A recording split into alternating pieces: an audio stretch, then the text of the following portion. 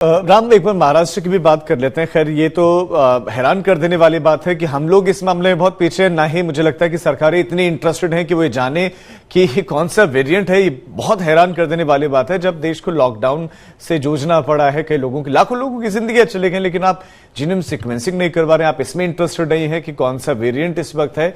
ये आश्चर्यचकित करने वाली बात है। लेकिन महाराष्ट्र में जो केसेस आ रहे हैं इनमें निरंतरता है। दूसरे राज्यों में फिर भी कम घट बढ़ रहे हैं, लेकिन महाराष्ट्र में लगातार बढ़ रहे हैं और लगातार पिछले कई हफ्तों से महाराष्ट्र टॉप पर है। इसके पीछे के कारण क्या नजर आते हैं? देखिए, महाराष्ट्र में साफ तौर पर ये जो जानकार हैं वो ये कहते हैं कि जो मास्क के प्रति जो ढिलाई बरती गई है वो ढिलाई ही इसके पीछे मेन वजह हो सकती है कि जो है अचानक से लगातार केसेस बढ़ रहे हों। और ये भी कहा गया है कि अमूमन सरकारों को भी कदम उठाने से पहले, खासकर मास्क में ढील देने से पहले थोड़ा एहतियात बरतना चाहिए कि अभी तक कोरोना जो है गया नहीं है और वो हमारे बीच में है।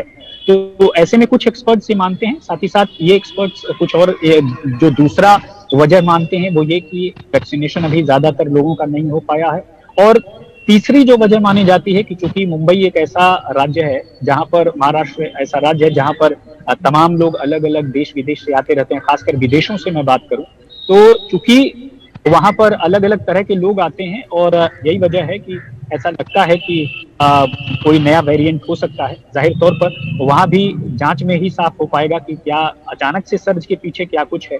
लेकिन इन सारी स्थितियों से पार पाने का, राजीव, केवल एक ही तरीका है, वो ये कि न केवल हम और आप सतर्क रहें बल्कि सरकारों को भी सतर्क रहना चाहिए।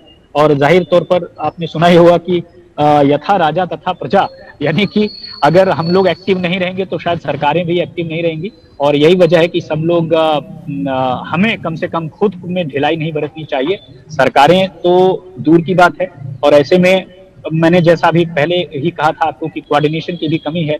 कि अक्सर देखा जाता है कि जहां जहां पर केंद्र में किसी दूसरी पार्टी की सरकार है वहां पर कुछ एक चीजें ऐसी होती हैं जहां पर फ्रैक्शंस आ जाते हैं, किसी एक बात पर एक राय नहीं बन पाती है, लिहाजा फैसले लेने में देरी होती है। ये हमने कोरोना काल में भी देखा जब केंद्र ने कह दिया कि राज्य अब बूस्टर डोज लगवाएंगे और फिर राज्यों के बीच और केंद्रों के बीच तनातनी कितनी है ये 2 साल के कार्यकाल में हमने लगभग हर मौके पर देखा। खासकर उन राज्यों में देखा जिन राज्यों में जो है केंद्र के अलावा किसी दूसरी पार्टी की सरकार थी।